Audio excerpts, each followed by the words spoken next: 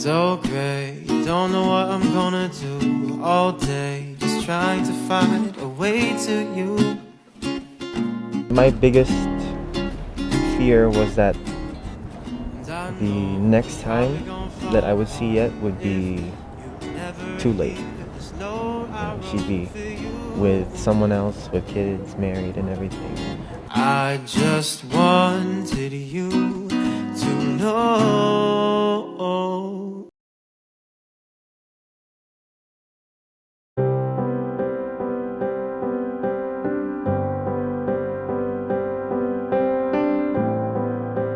Sinasabi ko sa kanya parati na ang perfect yung time ng pagdating mo.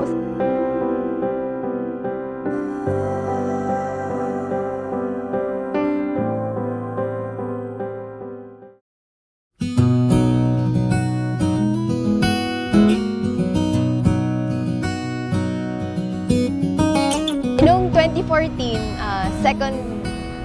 second year, second sem na ako pumasok dito sa UC.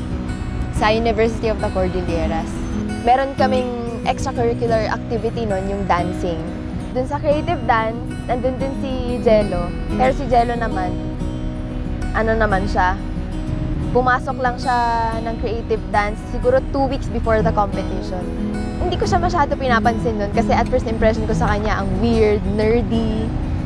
Tapos may girlfriend din siya at that time. When I saw her, she looked very young. I was 19 at the time. I thought she was maybe only 15, 16. So I said, I think she's too young. Naging close lang kami after ng creative dance kasi nangailangan ako ng mag-re-enact para sa short film na ginagawa namin sa school.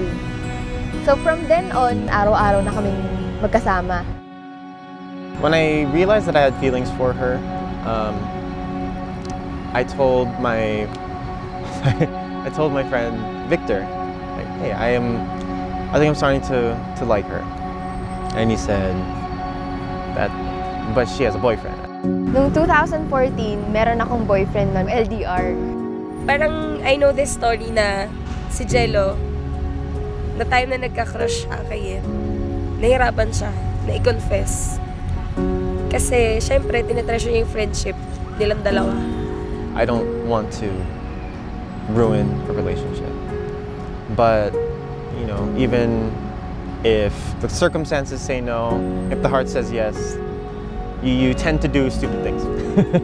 So, one night I got my guitar, started playing around with random chords, and the songs, I let Victor listen to it, and he said, you should sing it for her birthday.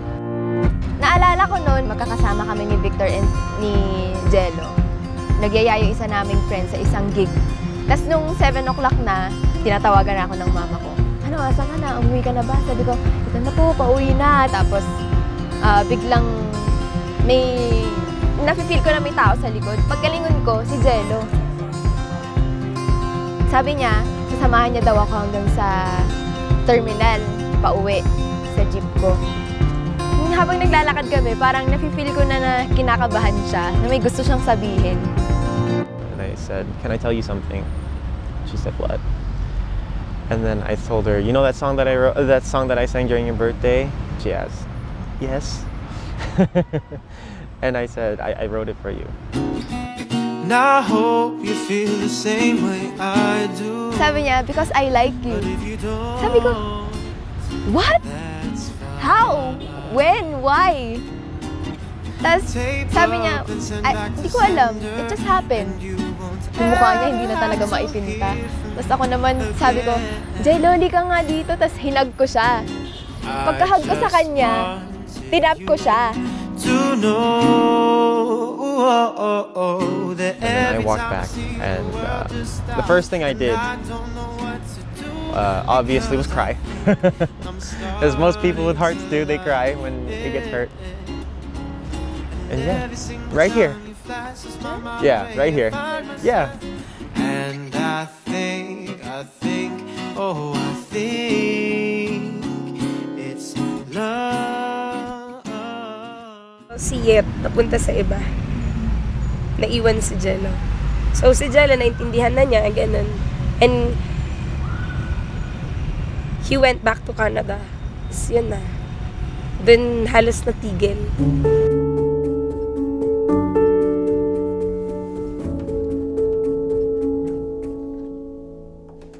Being in a different country altogether sort of helps. Because if you stay in a place where you have memories with someone, you sort of stay attached.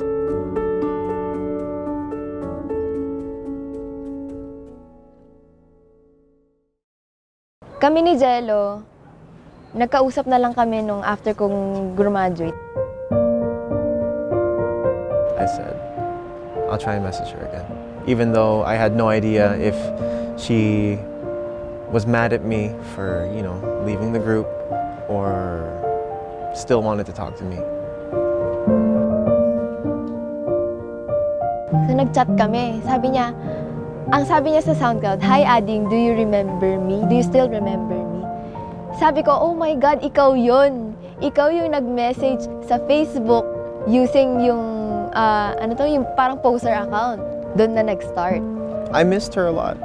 Nung nakausap ko siya, sobrang saya ko nun. Kasi yun yung time na na-depress nga ako dahil sa family issues. Since then, I started praying every night, like, please give me a sign that I'm not just wasting my heartstrings again.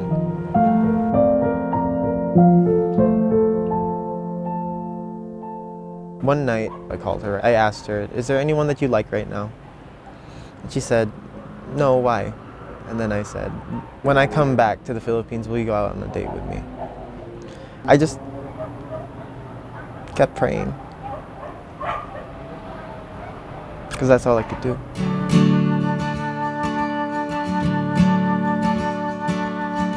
Nung after namin mag-break nung boyfriend ko, sabi ko sa kanya, "Let's do that date na sinabi mo sa akin." Sabi niya, "Date? Oh, like date. Like late dating talaga." Ang tagal na kasi na hindi namin nakita si Jello. Iniisa-isa talaga namin. Tapos nung nakita ko may naka-white shirt doon. Sabi ko, si Jello ata yun, sabi ko sa kanya. Binigyan niya ako ng KitKat. Sabi ko, yay! Kasi favorite chocolate ko, KitKat. Tapos, akala ko, we're about to go na. Tapos biglang may kinukuha pa siya sa pocket niya. Sabi niya, "Okay, are you ready to do this?" Sabi ko, "Ha? Ano yun?" Ano na ako kasi parang, na-overwhelm na ako. Bigla na siyang lumuhod. Tapos, nag-propose na siya.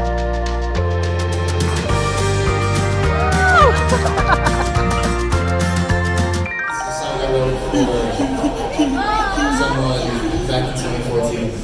I never thought that I'd get the chance to marry her. Be close to her again. I'm gonna be marrying her next week. During those times na pinag-uusapan namin yung gusto nga namin na tayo na talaga. Sabi ko sa kanya, kung gagawin natin yan, dapat gusto ko sa tamang paraan, tamang proseso, kasi hindi ko nagawa before. And I think I owe that to my family, to my parents. Tinatanong niya pa ako nun kung gusto ko ng singsing. Kaya sabi ko, hindi na. Sabi ko, hindi mo na kailangang i-prove pa. Wala ka na kailangang i-prove. Sabi ko, ikaw lang, okay na. Next date.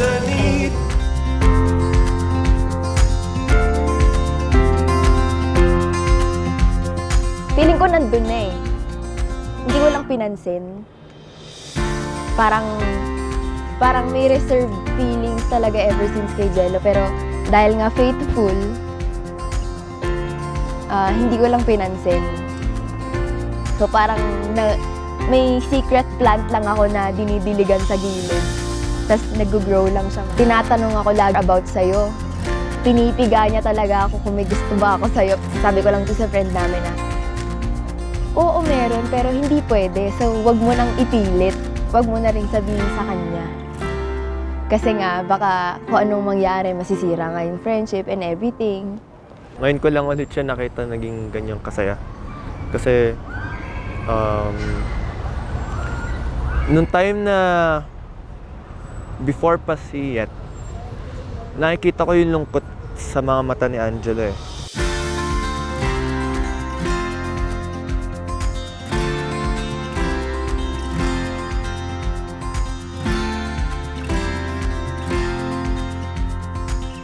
When I saw her walking down the aisle, when the doors opened, even before she started walking, I thought to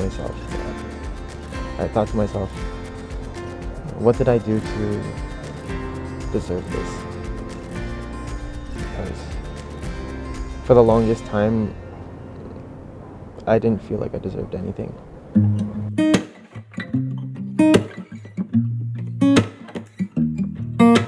Yung story namin, hindi siya yung typical na yung matagal na nag-boyfriend-girlfriend bago magpakasal.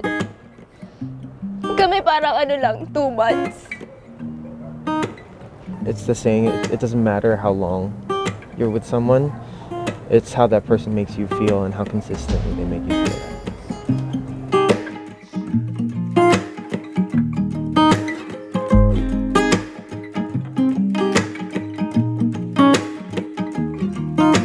Para kaming pumasok sa tunnel.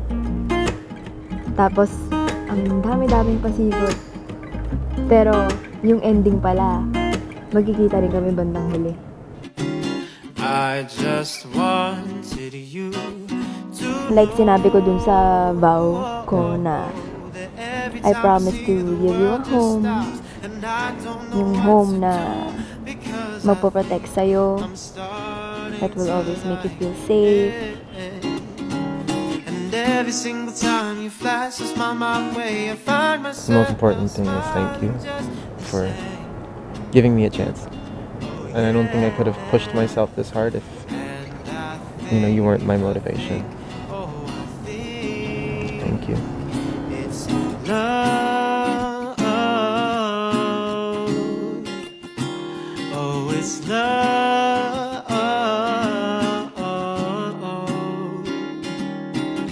I used to see the world in black and white till you came down and shined your light and showed me every color there is to life. And all I ever ask of you is if you feel the same way I do. Oh girl,